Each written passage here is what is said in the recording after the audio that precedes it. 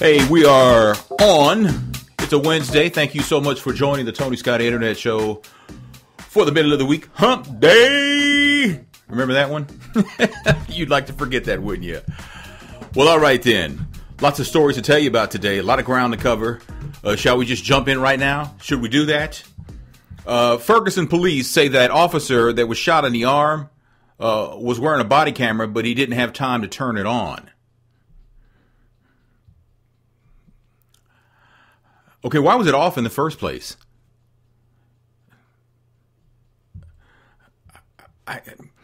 Here's my concern. These things are a waste of money and time if these things are not going to be turned on.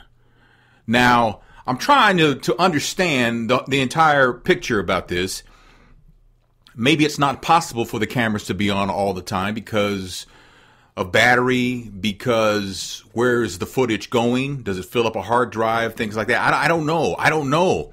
But I think we all could probably use a lesson on how exactly these things work. There's more to it than just clipping the camera and turning it on. There's more to, and I understand that. But I don't understand why the camera, you go behind the community center there to investigate something. And, of course, that story has changed so many times since he got shot on Saturday. Now he apparently was ambushed, is what they're going with this time. So the credibility of the police already in shambles is even less so now in regards to this story because I don't know which story I'm supposed to be telling you about. Doesn't make any sense to me. It just doesn't. It sounds like just a big old mess, which I'm sure it is. But the question is, these cameras, if they're not going to be turned on, then what's the point? I mean, what is the point? And I understand, like I said, I understand the battery thing. I get all that. So but that needs to be explained to the community, how exactly these cameras work, what they're capable of doing, what they're not capable of doing. Do they record audio, or is it just video? And not to be smart about it, I'm not trying to be smart, but is it HD video? It would make it clear in cases where things need to be clear. I'm just asking these questions. Is that the deal? I don't know.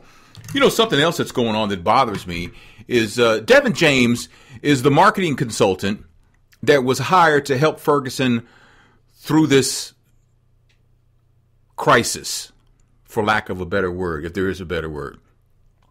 He was being paid, but then I think Charlie Dooley fired him, the county executive, because it came out that he was once convicted of reckless homicide. And he apparently didn't tell anybody, so when they found out, they fired him. Now it's come out that he also lied on his job application that he has a college degree, but now he says he does not.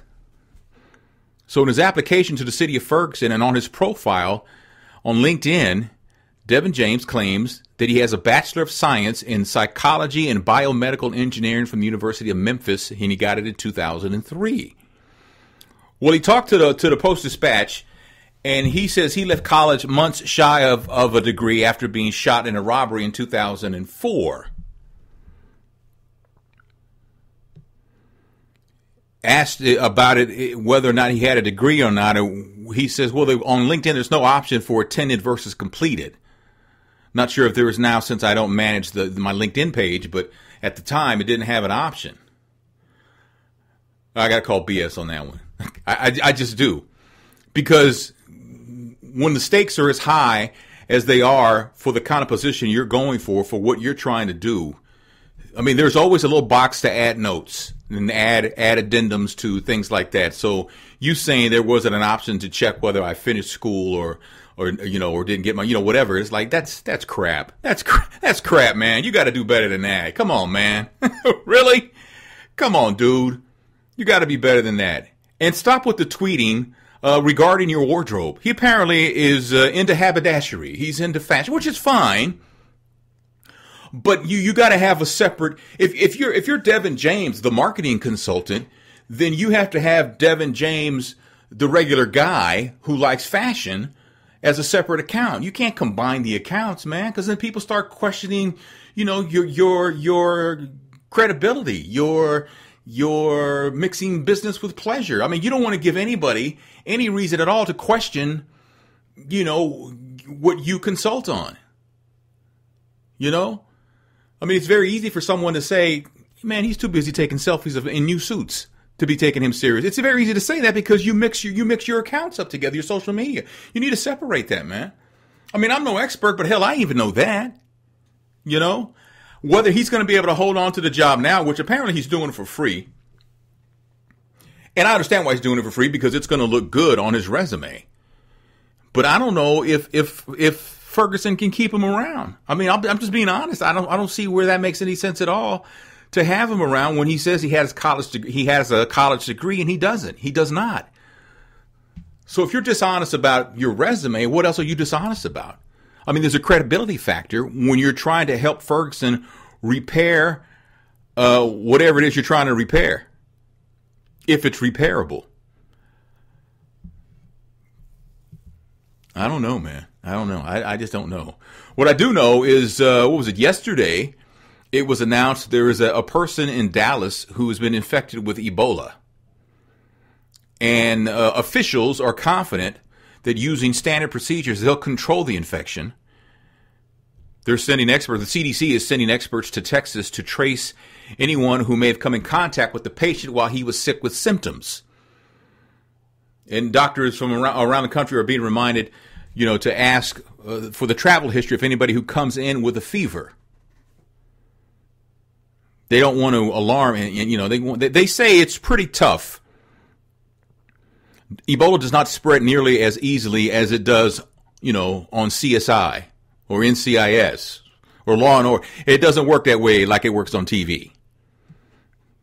Now, that you might be saying, oh, please, come on, who doesn't know that? You'd be surprised. You would be surprised, people who can't not make that distinction between the real world and television. So don't dismiss when people say that they're treating us like we're dumb, because they're not. I mean, some people can't make that distinction. And should we be concerned? An hour ago, I was saying, I guess there's nothing to worry about. I guess they'll have it under control. But if you go to the doctor with a fever and they're saying, have you been traveling anywhere lately? What? Wait, what? What do you mean? What does that mean? I don't know what that means. Something to be concerned about, I guess. Alan West, who I'm not a fan of, and Alan West is a veteran, so thank you for your service. He is one of those Tea Party babies, extreme right-winger, who had called President Obama an Islamist with unclear loyalties. Well, now he's telling the military, ignore orders from President Obama. The Department of Defense is expanding a program they have to allow recruiters to target foreign nationals with high demand skills like foreign language expertise or specialized healthcare training.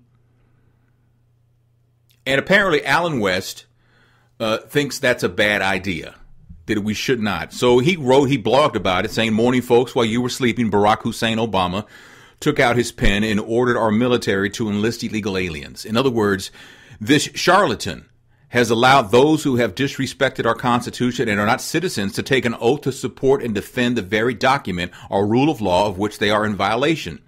Obama has no constitutional authority to make any laws or rules concerning naturalization as stated in Article 1, Section 8, Clause 4. This is an illegal order and should not be followed by our military. Alan West, shut up. Stop. Just stop, man. Stop. Enough. Okay? Enough.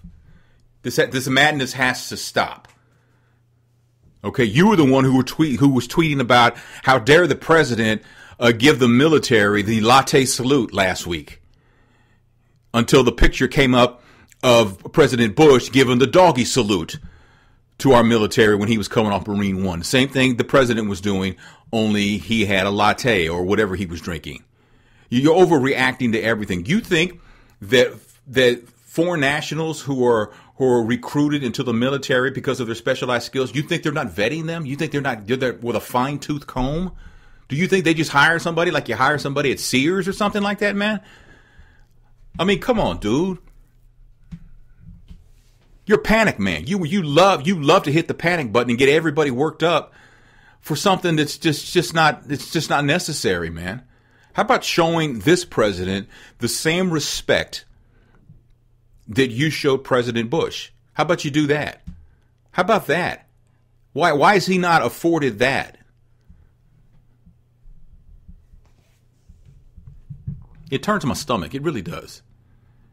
I just think that, you almost serve no purpose other than to piss people off, Alan West, and that's just too bad. That's too bad. I've got some football news and the NFL, including news from the NFL and the FCC that I'll tell you about. But first, this on the Tony Scott Internet Show. Do you want to reach an audience that you haven't tapped into yet and not blow your budget? The Tony Scott Internet Show is new, growing, and available to you. Contact us at advertise@TonyScottShow.com.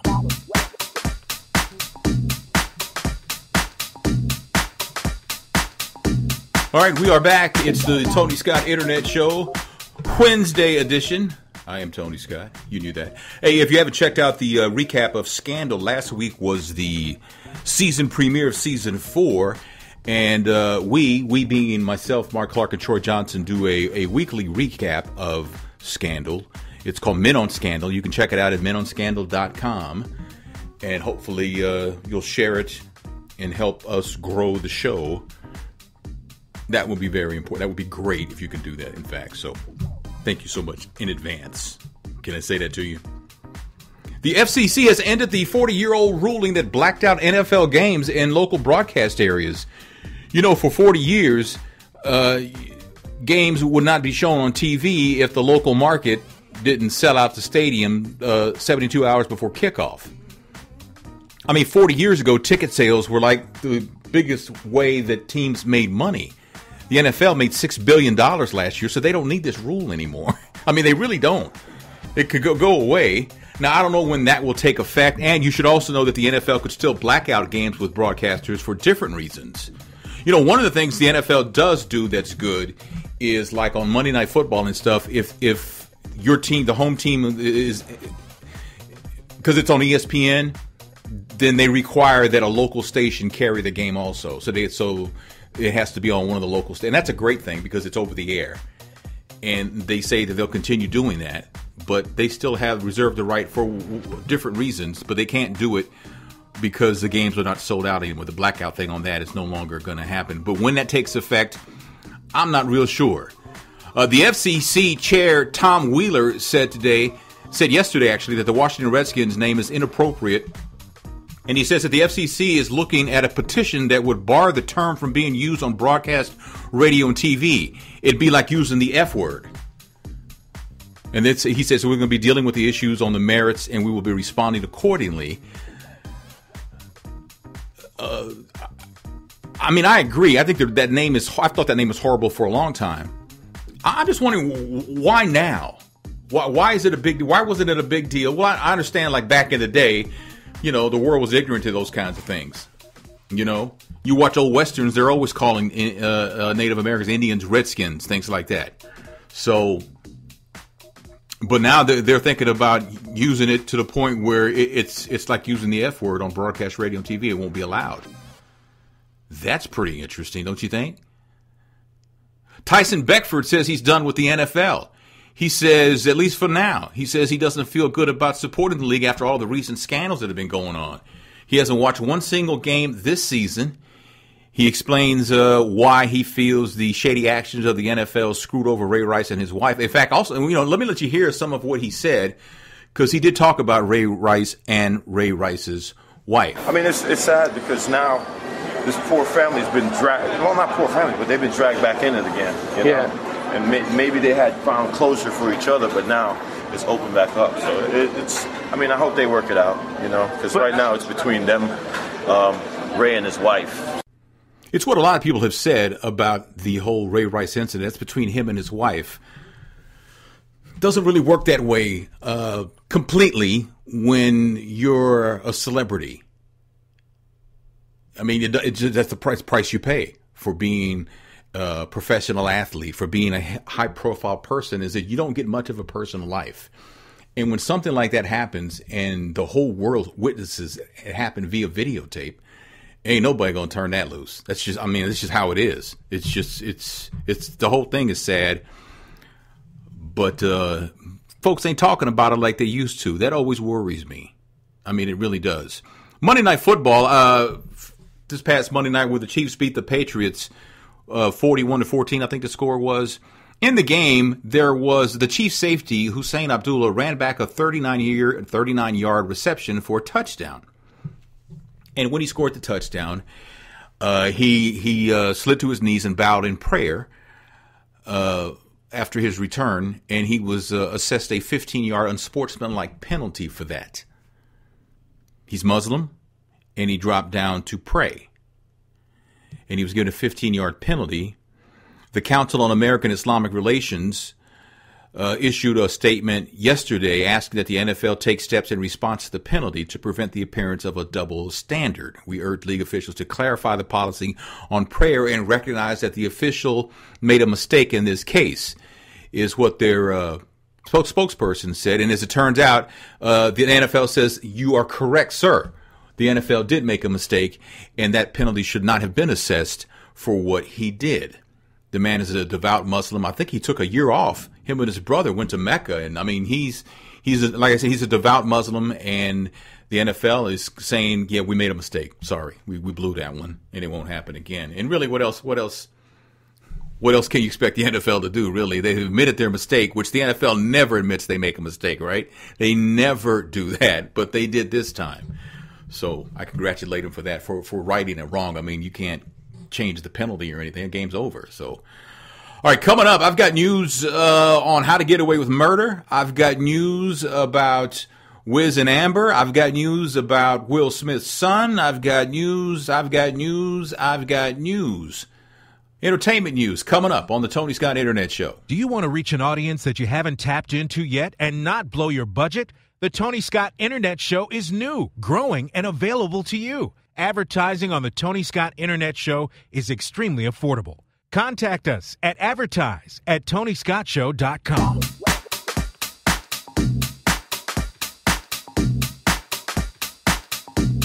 It is the Tony Scott Internet Show.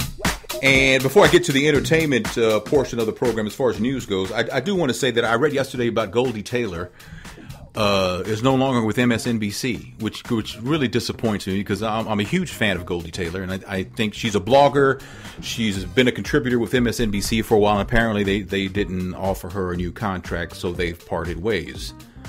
When things like that happen, I like to think that this is going to open up doors for her. I'm sure it will. She's a woman with immense talent and always has unique perspective on everything. She was one of the go-to people during the unrest in Ferguson regarding the murder of Michael Brown by police officer Darren Wilson, and her perspective was so on point and so needed. The voice of reason, so to speak, and she comments on a lot of things that happen in the world, and she's always on point. And I hope she's not off TV for long, because I think she is something truly special. I really believe that. How to Get Away with Murder apparently is not just a home run for ABC, but apparently it's a grand slam. It also broke a record for drawing the biggest DVR viewership increase in history. It added 6 million to the 14 million that they had tracked Thursday. When they add the 6 million, they do some kind of weighing thing that if you tape a program and you watch it within 3 days, it counts toward the ratings. And apparently, I guess it boosted it up to like 20 million. So way to go, Shonda Rhimes, Viola Davis, and everybody else with How to Get Away with Murder. And I understand that the Blackish with Anthony Anderson and Tracy Ellis Ross and Lawrence Fishburne apparently increased in the demo on Wednesday night like 40% over last year, which is great news again. So congratulations. That's fantastic news. The woman who's accused of breaking up Wiz Khalifa and Amber Rose's marriage is speaking out. Now, I told you yesterday that Amber apparently caught Wiz in bed with another woman, and from that she filed for divorce. Now, after that got out, a lot of people on the internet, bloggers and such, began pointing fingers at this model named Taylor Hall, who is a banger. I ain't gonna lie to you. Although they had no evidence to support that, they just kind of like, closed their eyes and just pointed at somebody, and it landed on Taylor Hall. And she had to get on Twitter and defend herself, saying, I'm quoting here, "It's crazy the lengths people will go to destroy your character. Got to pray for those who pray for your downfall. People will try and tear you down with lies, but that's only setting you up for a bigger blessing."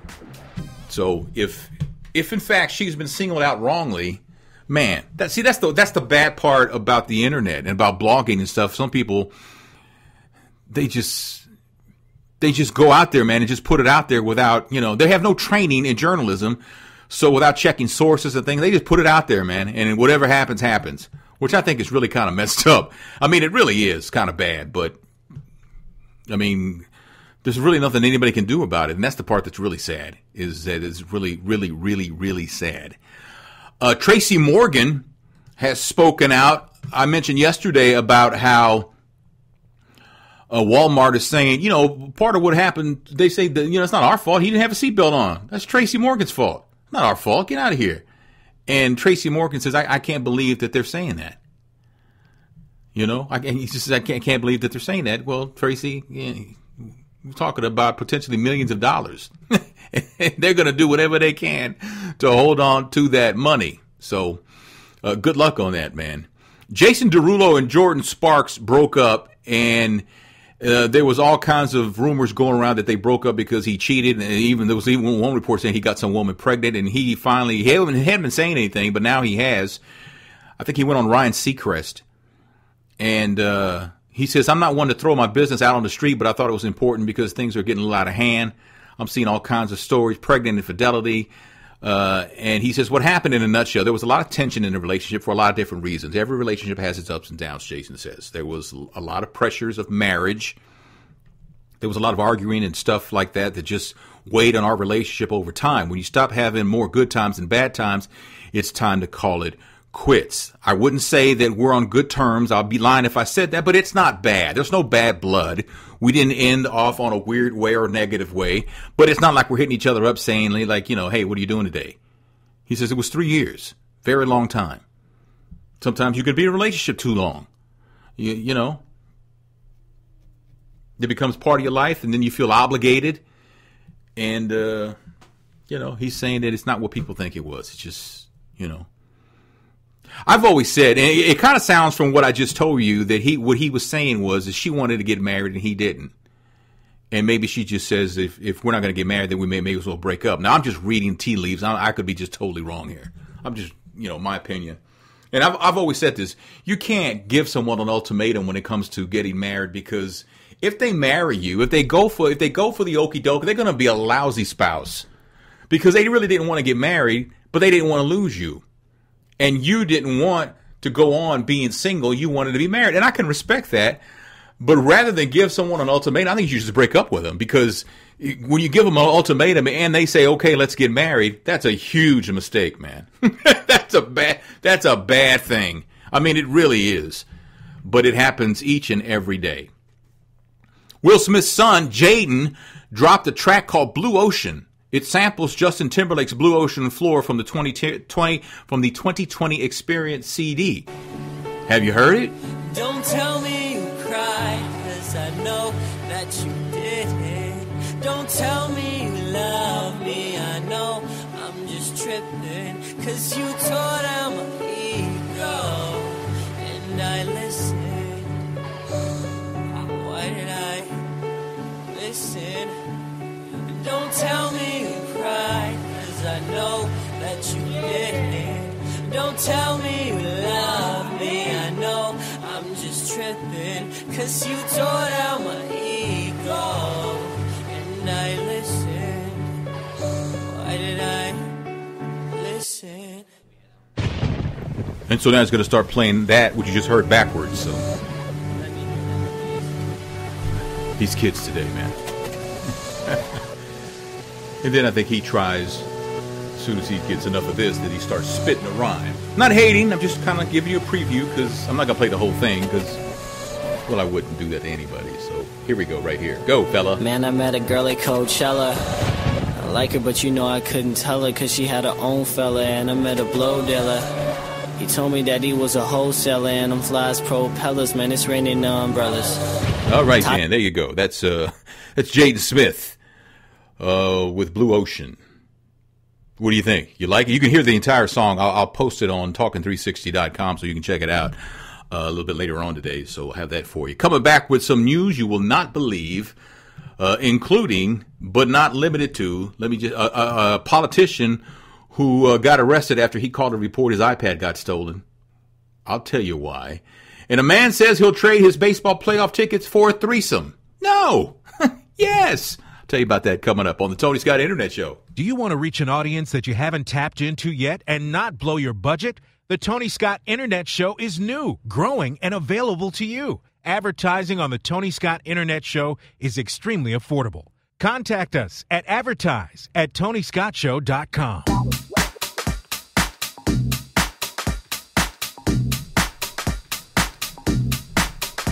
All right, welcome back to the Tony Scott Internet Show. Appreciate you listening, sharing. Whatever you can do to help me grow the program is very much appreciated. Seriously, it means a lot to me, and I just felt like I needed to tell you that. There's a city councilman in California who's facing 5 methamphetamine-related charges after he called police to a hotel where he was to report that his city-issued iPad had been stolen.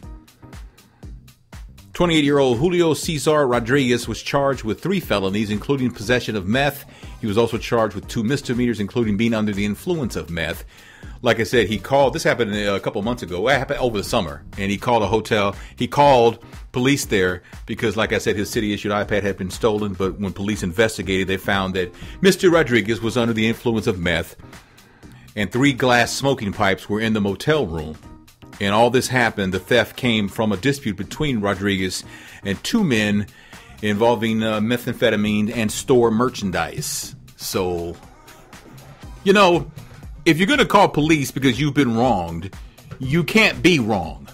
Do you know what I'm saying? You got to have everything right, man. You just can't call the police because you got wronged and here you are high with drugs in the room. You can't do that, man. No.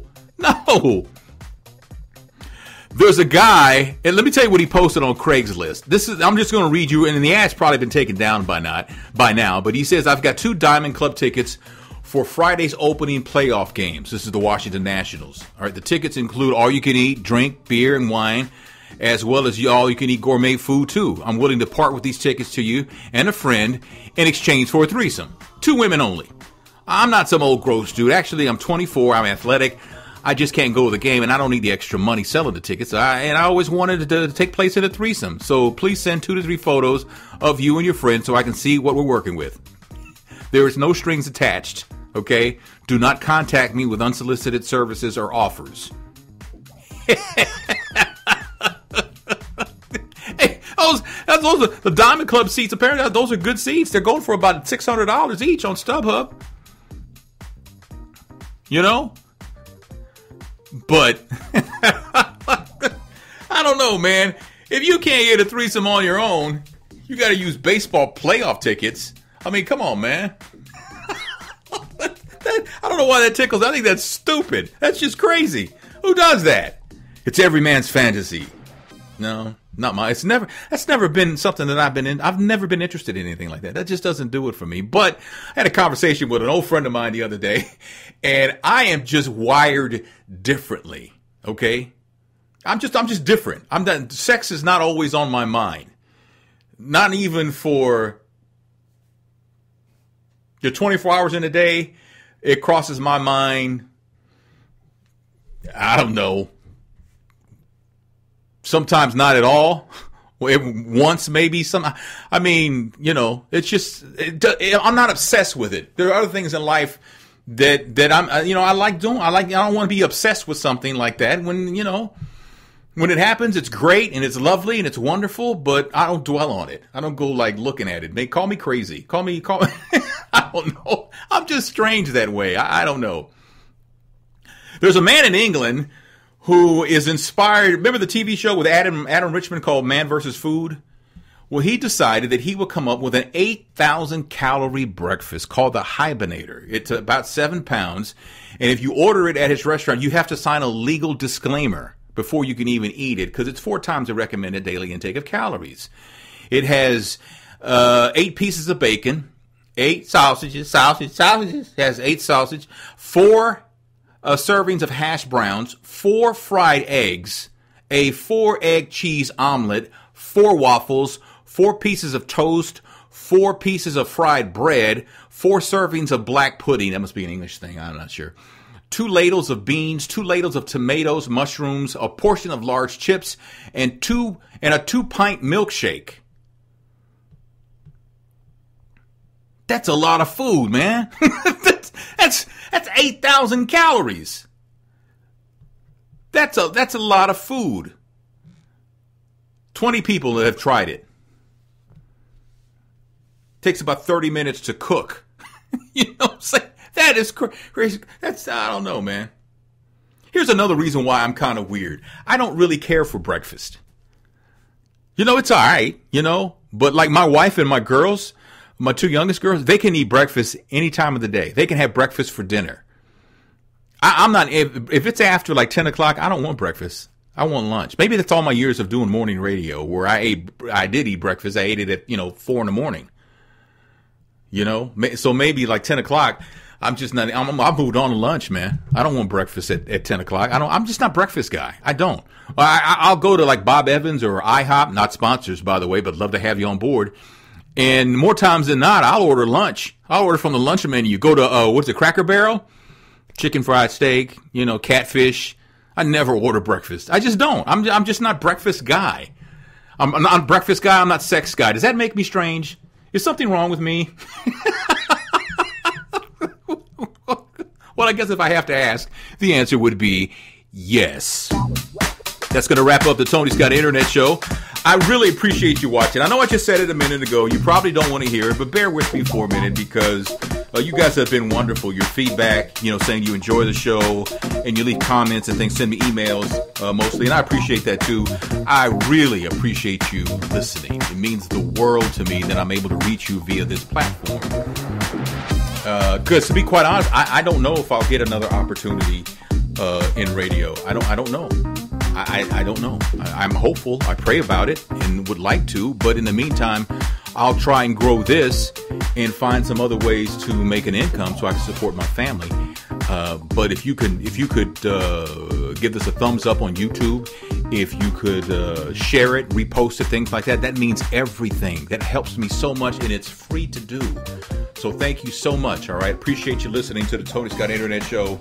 If you're interested in advertising, hit me up at advertise at TonyScottShow.com, and I'll see you tomorrow.